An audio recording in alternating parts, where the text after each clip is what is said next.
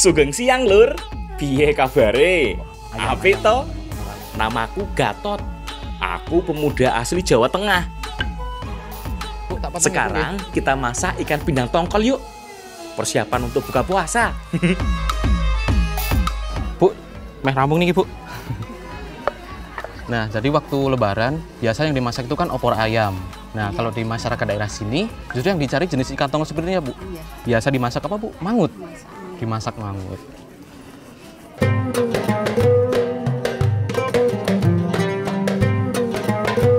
Jadi kalau lebaran di sekitar sini, jangan harap yo menemukan opor ayam. Karena mereka lebih suka memasak ikan pindang tongkol seperti ini. Apalagi kalau dimasak jadi mangut. Loh, siapa sih yang berani nolak? Gambaran paling sederhana dari mangut adalah gulai pedas bernuansa Jawa. Biasanya menggunakan bumbu kuning dipadukan dengan santan yang kental. Bumbu yang digunakan juga biasanya sangat lengkap. Jadi selain bumbu dasar seperti bawang merah, bawang putih, kunyit, ada juga tambahan kemiri, jahe, dan ketumbar. Ikan pindangnya yuk jangan lupa dibelah dulu, terus dipotong-potong, terus buang bagian durinya. Jadi makannya nanti lebih enak.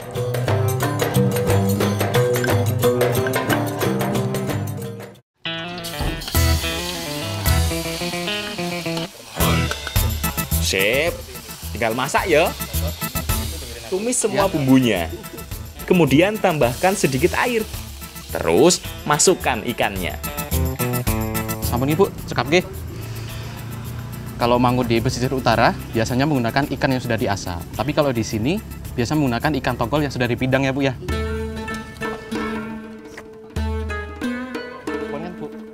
Masing-masing punya kekhasan ya.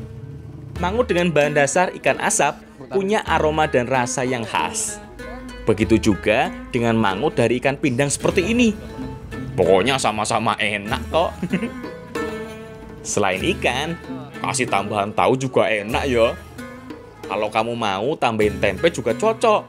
Yang penting rasa dan aromanya tidak sekuat ikan pindangnya. Jadi nggak bentrok rasanya. Wah, kayak wis mateng iki. Wis ra kuat aku pengen icipi. Ayo, Mbak Tika, boleh ha? Kita makan mangut pindang tongkolnya. Jadi ada perbedaan rasa antara mangut yang ada di daerah Mataram sama di daerah Pantura. Kalau di daerah Mataram rasanya lebih halus, tapi kalau di daerah Pantura rasanya lebih kuat, yaitu dari rasa asin, pedas, dan gurihnya ya. Nambah Bu, monggo Bu. Pedas banget. Iya. Maklum lur, Pantura keras.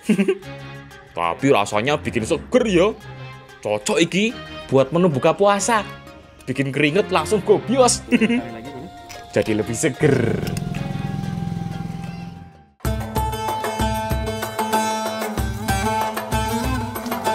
Lur, masih di Kabupaten Kendal Ki. Sekarang pindah ke dekat pesisir. Tepatnya di Desa Tambak-Sari. Aku lagi bantu ngurusin ikan-ikan tongkol ini. Wah, lumayan banyak yo ikannya. Tebak, ikan-ikan ini mau kita apain ayo? Jadi di Desa Tambak-Sari ini adalah tempat sentral pengolahan pindang tongkol ya Mas ya? Iya. Nah, ini setelah dicuci, dibungkus dengan koran. Agar nanti waktu direbus, dagingnya nggak pecah. Ngoten nggih Mas nggih? Nggih. Biasanya, ikan yang paling sering digunakan untuk diolah jadi pindang adalah ikan layang atau ikan lainnya yang berukuran kecil-kecil. Tapi kalau di Kendal ini, justru ikan-ikan tongkol inilah yang biasa diolah jadi pindang. Pada dasarnya, pindang adalah hasil olahan ikan dengan cara kombinasi perebusan dan penggaraman. Ini Mbak, tambah garam Mbak. Setelah dibungkus koran, pindang tongkolnya ini dikasih garam. Nah, uniknya itu posisinya di atas. Karena kalau ditaruh di dalamnya, makin asin ya Mas ya. Penggaraman yang pertama ini lebih bertujuan untuk menambah cita rasa. Makanya, letak garamnya berada di luar ya, biar nggak terlalu asin. Oh, kalau semua garam berada di dalam sih, nanti malah jadi ikan asin. Desa Tambak Sari ini menjadi salah satu sentra pengolahan ikan pindang di Kabupaten Kendal. Satu tempat seperti ini biasa mengolah ikan pindang sekitar 2 hingga 6 ton dalam sehari. Ikan tongkol yang sudah dibungkus kemudian disusun beberapa tumpuk. Biasanya satu tumpuk ini bisa mencapai 25 kg. Jangan lupa beri penahan dengan bambu seperti ini. Jadi saat ditumpuk, ikannya tidak langsung tertimpa besek di atasnya. Tahap terakhir, tinggal direbus ya. Berbeda dengan perebusan pindang ikan yang berukuran kecil, yang hanya butuh waktu beberapa menit. Tapi kalau ikannya segede-gede ini yuk, jelas lebih lama. Wah, buat ya mas. Ini oke mas, oke.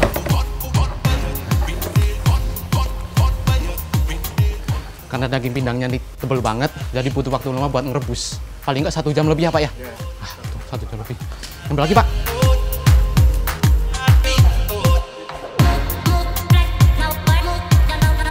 Minimal butuh waktu 1 jam 15 menit. Nah, sekali merebus biasanya langsung 4 tumpuk. Ya kurang lebih minimal 1 ton lah. Wah, wis. Tak jam punjul ki mas. Hasil olahan pindang adalah produk awetan ikan dengan kadar garam yang rendah. Jadi jelas beda ya dengan ikan asin.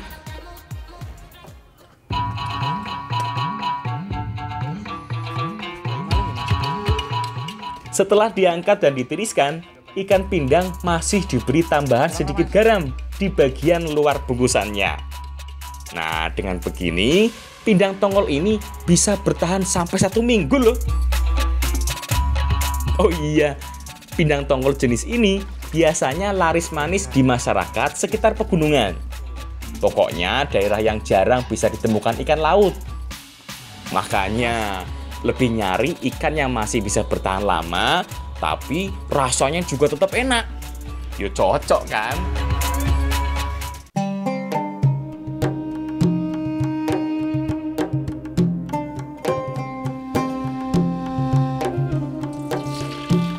Lur, masak olahan lain yuk yang cocok untuk buka puasa lagi.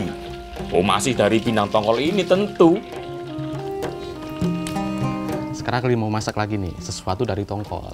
Yang pertama, tongkolnya sudah digoreng dulu. Kira-kira mau masak apa ya? Nanti ya, aku kasih tahu. Goreng dulu.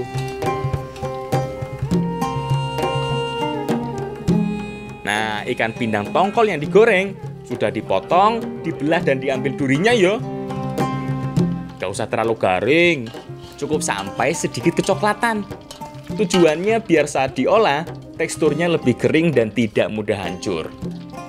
Nah, di sana Mbak Lur lagi nyiapin bumbu-bumbunya. Ada yang nyiapin bumbu-bumbu, ada juga yang nyiapin wortel, timun, dan nanas. Loh kok bahan-bahannya banyak yo? Mau dimasak apa tuh sebenarnya? Pak, wis panas sih minyak ini. Yuk.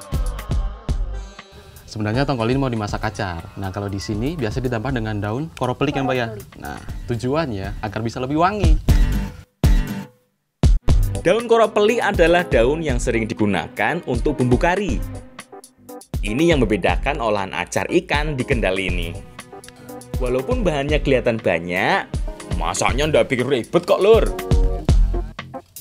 Cukup tumis bumbu halus yang terdiri dari bawang merah, bawang putih, kunyit, dan garam. Masukkan juga cabai, daun koropelik, dan bumbu lainnya. Kemudian setelah ikannya masuk, tambahan juga irisan timun, wortel, dan nanas. Oh iya, kasih sedikit cuka juga ya. Nggak usah banyak-banyak. Aduk-aduk sebentar, terus langsung diangkat. Oh, nggak usah nunggu bahan lainnya layu. Karena khasnya acar pindang ya begini. Timun, wortel, dan nanasnya masih seger. Makanya ikannya digoreng sebelumnya. Biar masak acarnya nggak terlalu lama. Wah, kira-kira gimana ya rasanya? Paduan ikan pindang tongkol dan acar seperti ini. Jadi rasa si ikan ini lebih gurih dan lembut, apalagi dipadu dengan kuah yang manis dan asam. Dan ditambah seger ya Bu ya. Ayo Mbak, nama Mbak.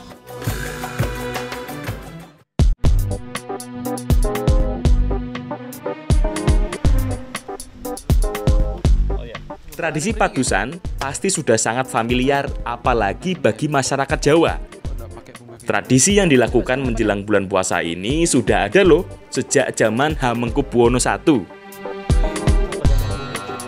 Nah, jadi masyarakat daerah sini biasa melakukan padusan untuk membersihkan diri atau mensucikan diri. Nah, itu dilakukan sebelum menjalankan ibadah puasa Ramadan. Dan dilakukan juga di daerah sini, di sumber mata air sini itu Tlogomili. Ayo Pak. Sejak dulu, padusan dilakukan di sumber-sumber mata air. Ada juga yang dilakukan di kolam-kolam masjid. Filosofi dari ritual padusan adalah untuk mensucikan diri, membersihkan jiwa dan raga. Pembersihan baik fisik maupun rohani. Jadi ketika Ramadan tiba, kita semua sudah siap menyambutnya dalam keadaan bersih dan suci, lahir dan batin.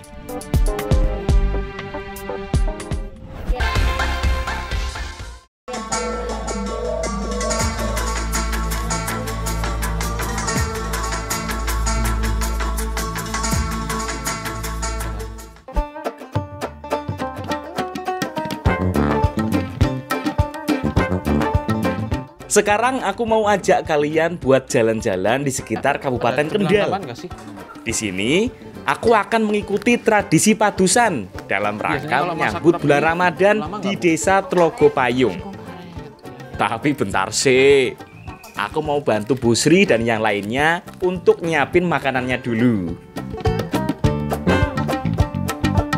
Mie kampung Ibu. Bisa dicuci? Iya, nanti ya.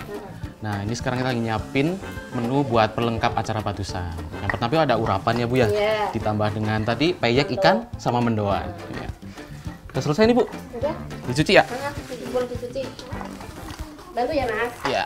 Biar satu mahal, tapi kan Seperti tradisi-tradisi yang ada di daerah Jawa lainnya, acara padusan di Desa Tlogopayung ini juga membutuhkan tumpeng dengan urap dan aneka lauk pauk sebagai pelengkapnya. Sampun nih Ibu. Nih.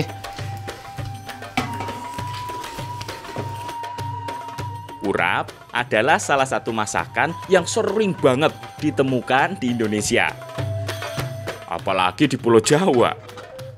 Urap selalu menyertai tumpeng berbentuk kerucut.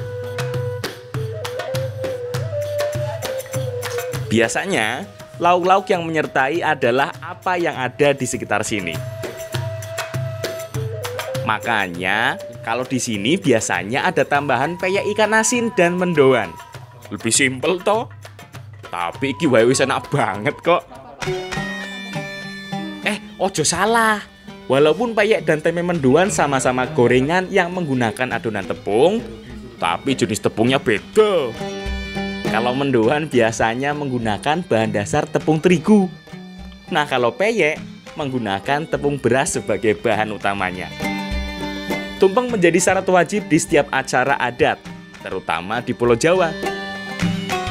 Bentuknya yang kerucut sering dianalogikan sebagai perwujudan gunung. Tujuannya sebagai ucapan syukur kepada alam semesta. Sip, tumpengnya wis siap kabeh iki.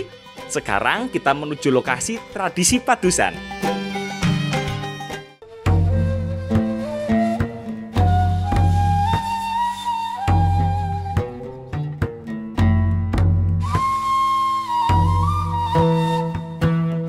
Kita lagi menuju ke Sendang Tlogomili buat acara tradisi padusan ya Mas ya. Yang biasa dilakukan oleh masyarakat sini sebelum bulan puasa Ramadan. Kata Tlogomili berasal dari bahasa Jawa.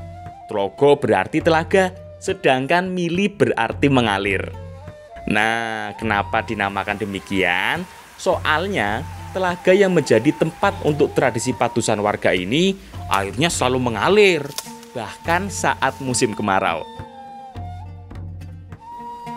Rangkaian acara padusan ini dimulai dari doa bersama.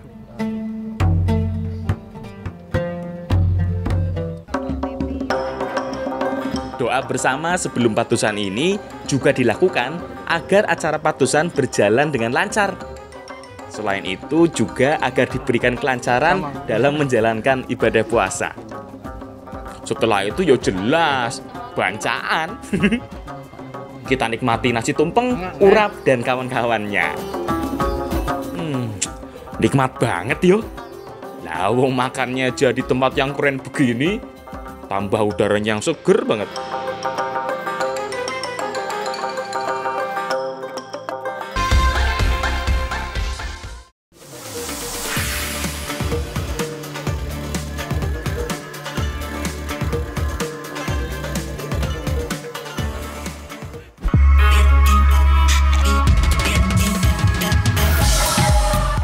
Lur, masih inget jajanan tradisional berwarna merah yang aku makan tadi toh? Waktu bacaan sebelum padusan? Nih, aku lagi mau bikin bareng Mbak Rizka dan Bu Muji. Namanya Moto Kebo.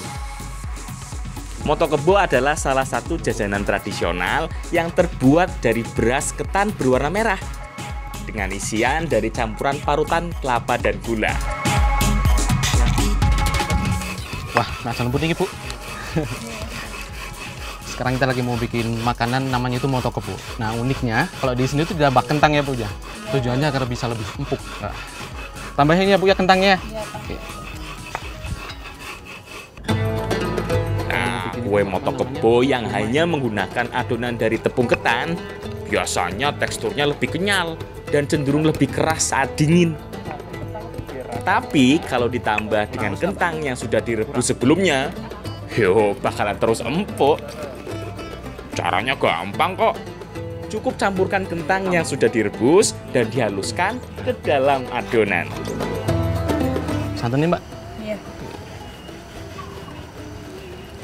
Nah, sekarang kita lagi proses nyampur adonan nih. Dan yang diusahakan tuh harus santannya panas ya Mbak ya. Iya. Biar kalis atau nggak lengket. Kurang nggak Mbak nih Mbak? Cukup dulu, Cukup Mas. ya, oke. Kalau dengan santan panas seperti ini, adonannya juga lebih mudah tercampur rata. Soalnya, kalau pakai air dingin, biasanya ada bagian yang menggumpal. Oh iya, santan panas ini juga bikin adonan kuenya lebih gurih loh. Nah, enten-enten yang kita gunakan menggunakan campuran parutan kelapa dan gula putih. Bukan gula merah pada umumnya ya. Kalau kamu mau, bisa juga menggunakan isian kacang hijau atau yang lainnya. Masing-masing daerah beda ya. Yang penting rasanya dominan manis. Biasanya kue Moto Kebo ada yang dibungkus dengan daun pisang, tapi ada juga yang dicetak seperti ini. Jolali, kasih sedikit minyak goreng biar nggak lengket. Udah selesai Mas, tinggal dikukus. Oh ya, ini Bu, saya bawa ya Bu ya.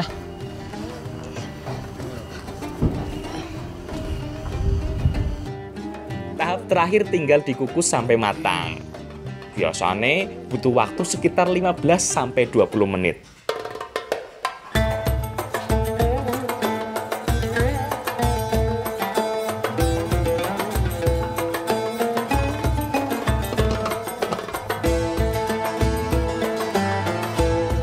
Sip, wis mateng iki, tinggal dimakan. Bentar, aku mau ajak anak-anak dulu untuk makan kue yang satu ini. Loh, pada kemana sih mereka? Kok ndak ada ya? Oh alah, malah do penekan wit jambu. Hei, mudun, ayo turun, siap-siap untuk buka puasa. Iki loh, ada jajanan spesial, Moto Kebo. Anak-anak yo jelas suka jajanan seperti ini. Nggak usah anak-anak, lah wong aku aja suka.